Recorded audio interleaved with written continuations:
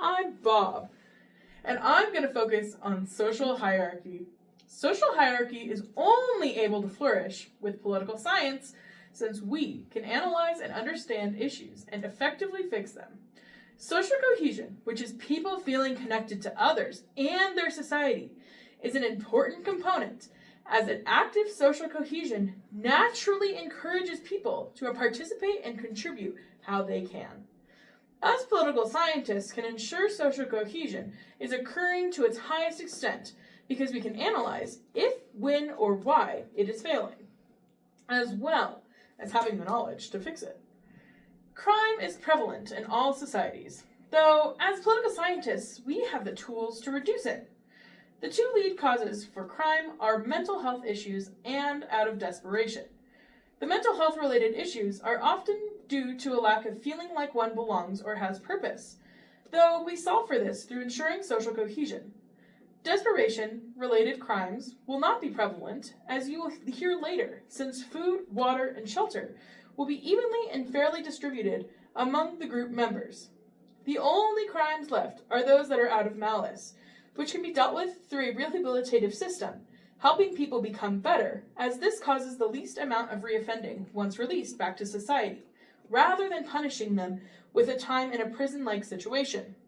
Finally, governmental legitimacy matters because people need to trust those that lead them, which is only possible when they believe the decisions being made are fair and just. As political scientists, we can find out why people are not fully trusting their leaders, often solvable with regulations on how their decisions are being made or rethinking who that leader actually is.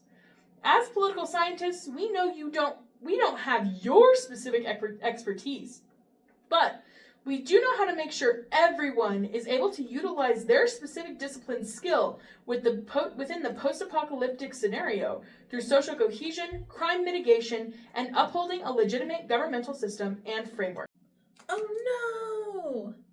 Now we are stranded on a tropical island. How will we obtain drinkable water? How will we achieve water security?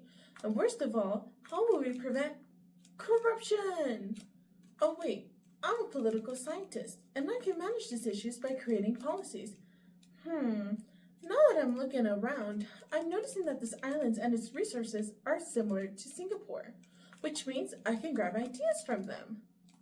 First, I must address how drinkable water will be obtained. On the island, the government should be responsible for the purification and retrieval of water. In Singapore, the government established a national water agency and an efficient 3-step water filtration system. Both systems have proven highly successful since in 2024, Singapore ranked 8th globally for sanitation and drinking water. Also, we as social scientists will create policies requiring quality checks at every step of the water purification process, so that no mistakes are made, and if for some reason the water quality is not up to standards, it will be easier to correct. Water will also be required to pass through 3 different types of filtration. By creating and maintaining these policies, the government and environmental scientists responsible for water will be held at a high standard, ensuring the longevity of clean water. Political science can also tackle achieving water security on the island. Singapore has a water loop system to ensure as much water is recycled. However, this system is not enough to provide water for everyone, which is why Singapore takes seawater and desalinates it, turning it into fresh, purified water. Also, just like Singapore's laws, the government ensures that every industry and household will have access to a well-maintained sewage system.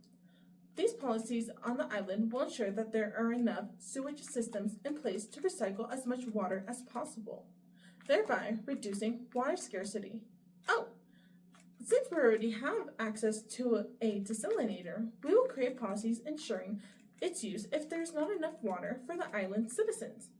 Additionally, policies will be put in place to regularly check water pipes and materials used for water to spot any leaks to prevent water waste.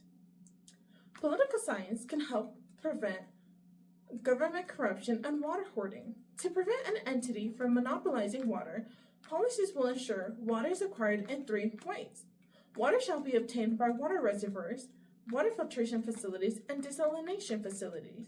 By separating water into 3 processes, this will ensure that no facility has a monopoly over water and that each facility contributes. Any government official found to have bribed or acted in their own benefit will be sentenced to jail, stripped of their job and title. To add on, the government will not charge for water use. Creating a policy that ensures free water will prevent government corruption through gaining more money. This will also incentivize the government to invest in more efficient, low-cost ways to provide clean water for its citizens. Wow! Now talking it through, political scientists are needed on this island to create these policies. I know everyone thinks shelter is just about building a hut or finding a dry spot to sleep, but shelter is much more than walls and leaves. Shelter is protection, stability, and the only thing that keeps a new community safe on the island. And the truth is, shelter only works when it's organized. That's why political science is so important. In every real disaster, hurricanes, wildfires, floods, people only survive because systems like FEMA and emergency laws coordinate shelters. Protection is never random, it's planned. And without that kind of structure, our shelter here would fall apart. Think about what would happen if we tried to build shelters with no plan. People might pick dangerous spots, build too close to cliffs, or argue over materials. Someone might hoard supplies and someone else might get stuck with nothing. And if anyone gets injured or has trouble moving, they might not even be able to get inside their shelter safely. That's not survival, that's chaos. Political science fixes us by helping us choose safe areas, organize who builds what, create fair rules for sharing materials, and make sure every survivor, no matter their ability, has a secure place to rest. We're not here to control the shelter, we're here to protect it. Political science also thinks ahead. A shelter isn't just a temporary tent we use for one night, it's the foundation of our entire community. As storms come, seasons change, and our group grows, we need a system to keep our shelters strong and fair. Political science helps us plan for long-term maintaining shelters, expanding them, and preparing for emergencies, so we don't lose everything in one bad storm. Anyone can make a quick stick house, but only structure, planning, and fairness keeps us safe for months and years. Even though my role is shelter, political science actually helps every team here. Without organization, the food team might argue about who gathers, cooks, and stores supplies. The water team might struggle with fairness and safety. The society team needs rules, communication, and conflict resolution just to keep peace on the island. Political science doesn't replace their jobs, it supports them, strengthening them and brings everyone together so we don't fall apart as separate groups. And what makes political science truly different, we include everyone. Our shelter plan doesn't just protect the strongest or the fastest, it protects every survivor equally. We make space for people with injuries, disabilities, and fears. We prevent conflict over sleeping areas. We make sure resources are shared fairly. Political science doesn't just take power away from other groups, we lift all the groups up so they can succeed as well. I am Matilda, and I'm focusing on food. Food inventory policy is an integral part of disaster relief.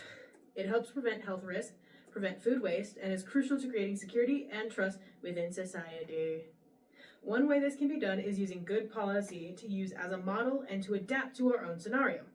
Political science, having the expertise with policies and how to implement them correctly for survivors, are the only ones who can do this. According to the 2022 Global Food Security Index, Finland has the highest global food security and purity. This is done through well-rounded, complex policies that political scientists understand and can apply. One such policy is the first in, first out rule, and policies to support a complex grain system. While creating a complex system for grain and FIFO, first in, first out, may not be possible right away, we can still set up a rudimentary, well-organized administration to do this.